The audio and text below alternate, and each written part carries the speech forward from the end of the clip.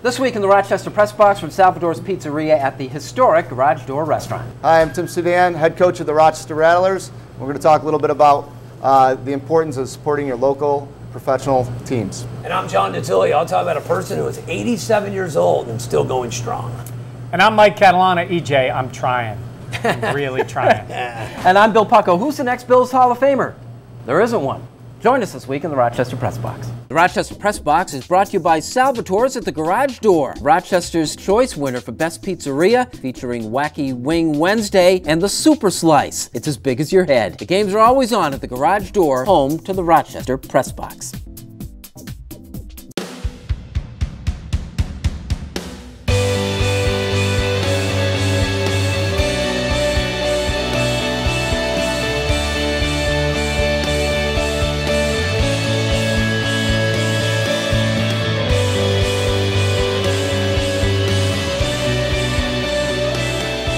Hello everyone and welcome into the Rochester Press Box here.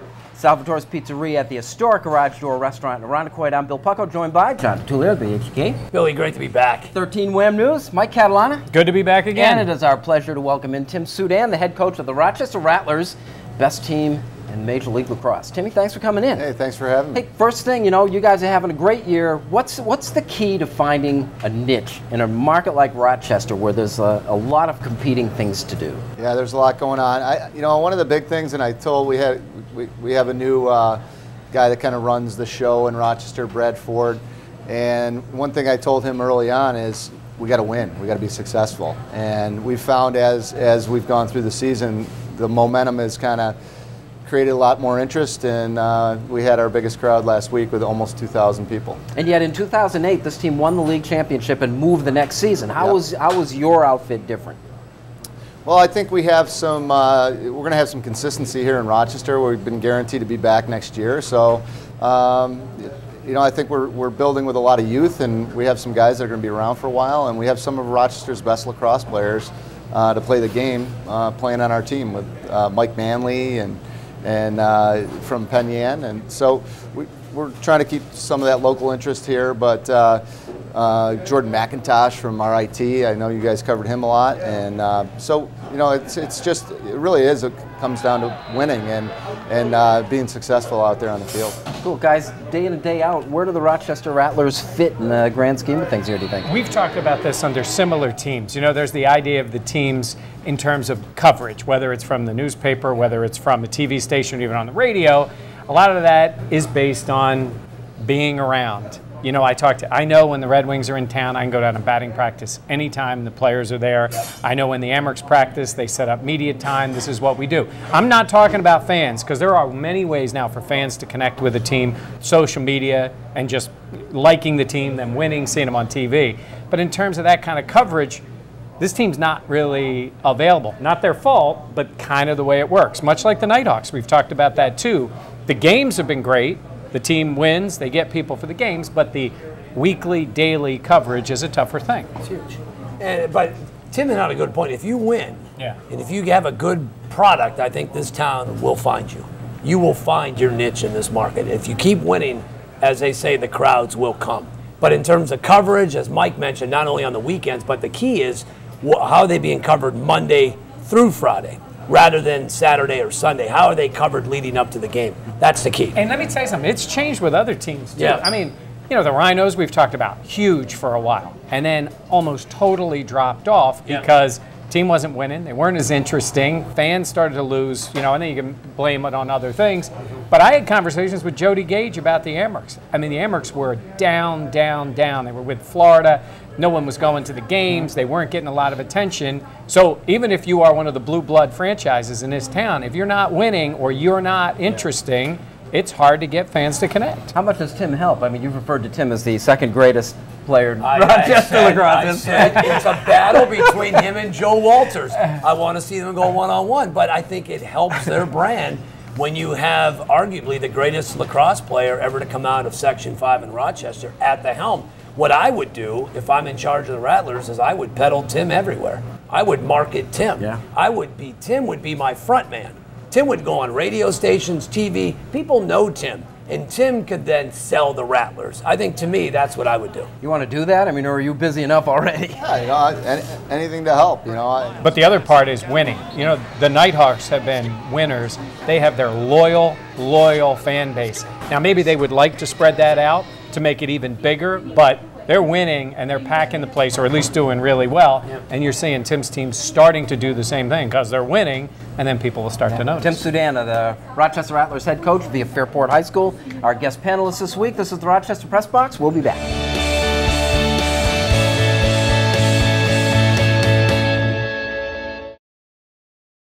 President Obama was at the Baseball Hall of Fame and Museum in Cooperstown this week. These are drunken, young knuckleheads. They just have too much going against them. Kelly Johnson's not the answer at first base. I like him. This past week, I hated him. Is he the best player in the National League right now? Absolutely, 100%. And this is such a great story, the story that keeps on giving. There are those who look at things the way they are and ask why. I dream of things that never were and ask why not. Welcome back to the Rochester Press Box here from Salvatore's Pizzeria at the historic Garage Door Restaurant. We now have 5 Arthur Treacher restaurants opening. Last week, a brand new one opened up in Spencerport. So congratulations to the folks there. Guys, the big story over the past week is obviously the Ray Rice 2-game suspension by the NFL. My angle here is like, John, how much should we depend on the NFL to serve as our own moral compass here? Well, listen, they're paying Roger Goodell $40 million a year.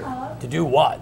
To serve as judge and jury. I've always said all along, I hated the idea when he became the judge and jury, how he got that power from the Players Union. I would love a separate counsel to decide situations of Ben Roethlisberger, Ray Rice, and other athletes who get into trouble. But listen, it is a monster league. It's a money maker. These guys it's the most popular sport in the league. That's why this is major news. If this was an NHL player, I mean, Thomas Vanek, not even close to domestic violence, but involved in gambling, gets no headlines. If this was a hockey player in domestic violence, this would be, to me, pretty much it would not be a non-issue. It would be a non-story, but it's the most popular sport in this country. You comfortable with what the NFL is doing here? No, I don't like the way with the suspension. I don't like the way they handle any of those things. But in terms of the moral compass, I find that an interesting dynamic when you think about other entertainers or other people that the general public watches. Their tolerance for poor behavior is almost non-existent for sports. Like if you do something bad off the field in sports, people want to see you punished.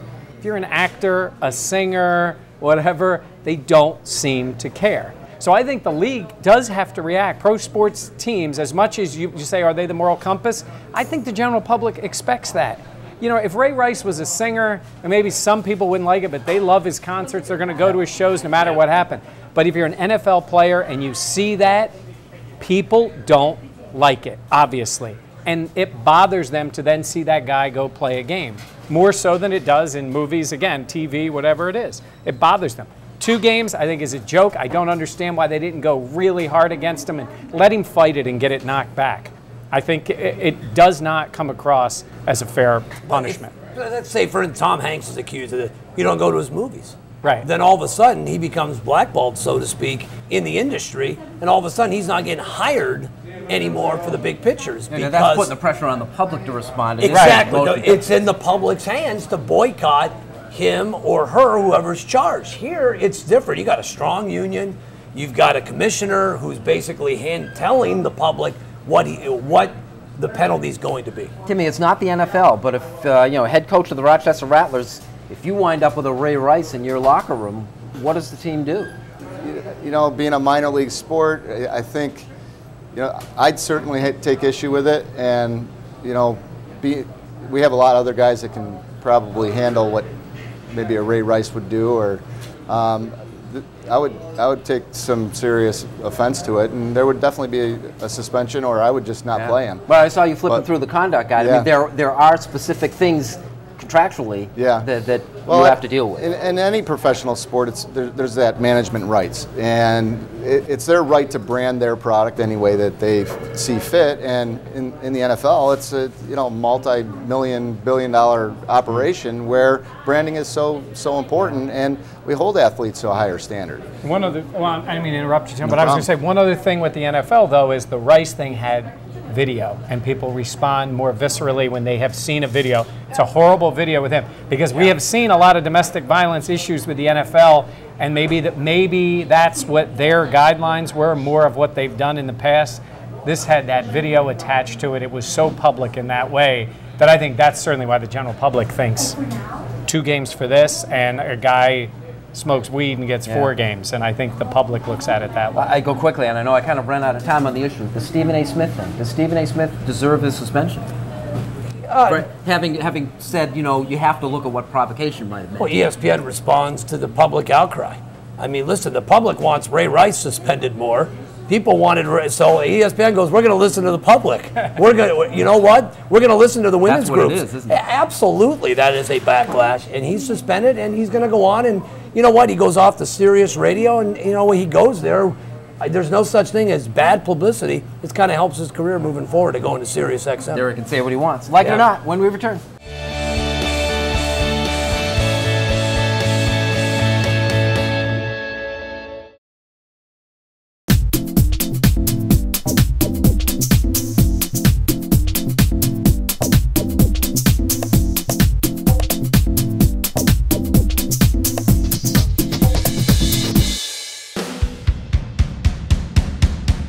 Welcome back to the Rochester Press Box here at Salvatore's Pizzeria at the historic Garage Door Restaurant. Wacky Wings Wednesdays, great specials, live music on Friday, and trivia comes back with John DiTullio on Thursday nights relatively soon. The NFL season's right on us. You got Seattle and Green Bay that night, but I think my trivia can actually outdo that game. This trivia is going to be tremendous. Pretty good game. But we go Thursday night starting week 1 between the Seahawks and Packers. Mike, like it or not, the Buffalo Bills sale, where do you think it's headed? I said to you guys before, I think it is going to Terry Pegula. I think the Bills feel it's going that way. There's a lot of reasons why it would make a lot of sense. The trust can pick who they want after the bids. I guess we'll find out more and more about the bids, future bids, what they can do to these bids.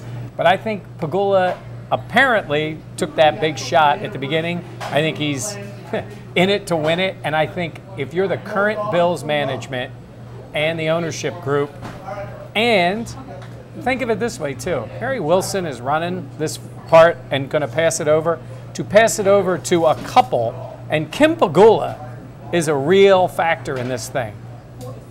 To have a woman in a prominent role in ownership with the franchise, because they're a team, Kim and Terry Pegula, I think that's where it's going. And you're a Fairport native. She's from Fairport, too, so look at that. We could get it. Now, who knows what will eventually happen with Tom Golisano, what happens in the other way, and the Bon Jovi group. I don't think Andre Reed wants Bon Jovi. No. At least the last time I checked with Andre. But beyond that, I've thought it's going to Pegula. I think that's what a lot of people working currently with the Bills want, and I think that's where it's going to end up. John, this may be a reach, but as far as a negative in the Pegula group, should the Bills leave town to play in Toronto, makes the Buffalo Sabres king, Pegula actually gains by that situation too, I don't know. doesn't he? Maybe, perhaps, but I think he gains if he owns both teams. I think he would gain more. If the Bills leave and he's the only game in town, many will argue probably he owns the market. But if he owns the Bills and the Sabres, to me, he creates this conglomerate. He owns the entire portion of Western New York, and he's the front guy. I think he stands to win massively if he gets his hands on the Bills. Billy, the money he makes with the Sabres, he can find in his seat cushions. Yes. The money he makes with the Bills is huge money. Or he can just drill another hole. Isn't that what he said? He can just make more money. I'd need his seat cushions. Tim, like it or not, we're talking about the long-term viability, Buffalo Bills. Like it or not, the long-term viability of your Rattlers. What'll it take? Well, I think first and foremost, we got to find some local ownership or somebody from upstate that really wants to take a chance. And I know that other ownership in the league focuses on upstate New York as a really good market. Right now, it's being operated by the league. So so we're running pretty thin as far as we got myself and Brad Ford, as I mentioned before, and we have a ticket guy. And that's what runs the Rochester Rattlers right now. Is there interest? Is this going to happen? There has been some interest over the last year, but I just think that the franchise fee is a little unrealistic for if we don't get more people in the seats, to get more towards a break even, you know, you're looking at losses that people don't want to touch. So This is fairly typical. These leagues think they're Yep. bigger than they really are sometimes. yeah, exactly. Alrighty, John, like it or not, the Dodgers seem to be in on everything. The new New York Yankees. Listen, not too long ago, the Dodgers were considered frugal. They wouldn't go over the $90 million threshold. Now they're approaching well over $200 million. I'm always a fan when a team spends money. If you make it, spend it. I think it's great for the game. I think it's created evil empire of the West Coast, and it's the Dodgers. Be different if it's the Padres. It's the Dodgers. The Guggenheims can spend all the money they want. I love it, actually.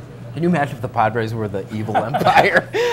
And the Moneyball Red Sox would be sellers more than buyers, right? How about that? They're going to take on that Matt Kemp salary, $110 mil. That's happening. By the time this airs, we'll know it's not happening. Matt Kemp will not be in a Red Sox uniform. Take that to the bank. Unfinished business when we return. Moneyball 2.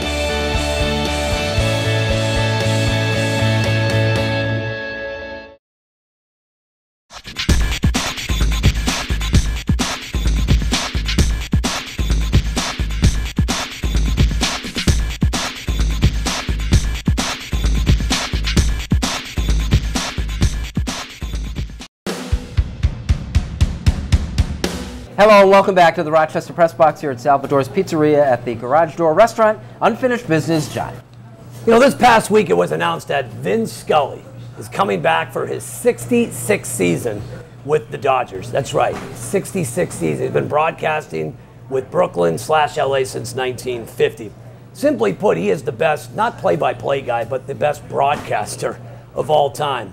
I just hope the kids or this generation can appreciate what they're listening to. For all of us here who grew up with Vin Scully and Ernie Harwell and the late great Joe Buck, Jack Buck, excuse me, just incredible guys who didn't scream, weren't the story, didn't have nicknames. They just told the story, right? In fact, let the game tell the story itself. Vin Scully, to me, is an inspiration to all of us. He is poetry in motion on the air. He's one of the best orators, the best storytellers, and for a guy who has to suffer through Yankee broadcasts like I do on the radio, it is sick. And in fact, when I say best broadcaster, Vin Scully, the best baseball play-by-play guy. In fact, if I think of college football, just to go off the track, I think of Keith Jackson for me. NFL, it's always been a toss-up between Kurt Gowdy and Pat Summerall. I'm not going to lie. And for NBA, simply put, Marv Albert. And for NHL, it's Doc Emmerich. Those are my fabulous 5 broadcasters. Should any of us be great for 66 years at anything, you know? It's funny, you said Summerall, who worked with Madden. Madden's first partner in the NFL, Vin Scully on CBS. How about that? How about that? Tim, what do you got for us? You know, in order for these kind of minor league sports to stay in Rochester, you got to go out and invest a little bit and support these local teams. So, I think the Rochester Rattlers are a great family atmosphere. You got the best players in the world playing lacrosse right in front of you. It's a great atmosphere because you can hear what's going on the field and see how well these guys communicate. You know, you got the Nighthawks is a whole different story, and the Amherst and the Rhinos and you know, a plethora of other groups trying to make it here. So if you're looking for something to do, you know, look in the paper, see what kind of local sports are there, and go visit. I try to make sure that I go out and see a Red Wings game with my son every year. And most all the sports here in town are a great family atmosphere. And you can, you know, for a relatively cheap price, you can go out and have a nice evening out and watch some really quality athletes. Nice. I'm trying. I'm really trying. I'm trying to buy in with EJ. Look, I go out and watch the Bills play all the time. I think they have more talent on this current team than any team I've seen maybe since they've been at Fisher. It's pretty close. They've got the defense is coming around. They've got skill position players. Offensive line has some injuries, and they're coming around. And I know it's early. And Toby Motika and I at the station argue all the time. He's at about a mid-range with EJ, and he thinks I'm negative. Look, I have high hopes for EJ. I liked him as a draft pick. I think he is better now than he was last year. I'm just looking for that next step. We're going to see him this weekend. It's just the first preseason game, but I need to see progress. I think this team is a potential to take off and to actually be good, but they got to have the quarterback with them. The goal is average or slightly above. I don't see him there yet. I know it's just practice. I know it's just camp. I need to see that next step before I'm really buying in with his team. So come on, EJ, bring me along. I'm trying. I'm watching for you. Alrighty, Buffalo Bills present to the past. Andre Reed has been enshrined into the Pro Football Hall of Fame. Congratulations to all involved, especially Mark Gahn, who was the vote of the point man and the guy who got him elected. So who's next? Who's next? Cornelius Bennett, Darryl Talley, Steve Tasker maybe? Probably not. Bill Polian will get in, but Polian isn't a player. Maybe the guy who has the best chance to get in is a fellow named Tom Sestak, who was a member of the All-AFL team. That's a defensive tackle. But there's 13 guys from that team in the first team there that haven't been elected to the Pro Football Hall of Fame, even though Buck Buchanan, who was on the second team behind Sestak, was elected. The Sestak had a short career, 9 years. It was shortened by knee injuries. Nope, there really isn't a lot out there. We got Bruce Smith, Jim Kelly, Thurman Thomas, Mr. Wilson, and now Andre Reed. They really closed the first book on the Buffalo Bills. Here's hoping the next 55 years and the sequel are just as interesting. We record the Rochester Press Box here every Wednesday afternoon at 12:30. We invite you to come down, meet the guys, have a little lunch. John, thank you. Billy, good stuff today. Mike, good to be back. And Tim Soudan, good luck as the playoffs approach, and you know we're all rooting for your team, and we'll go out and see them. Well, thanks for having me on. Rochester I appreciate Rattlers. that. Thank you for joining us, and we'll see you next week.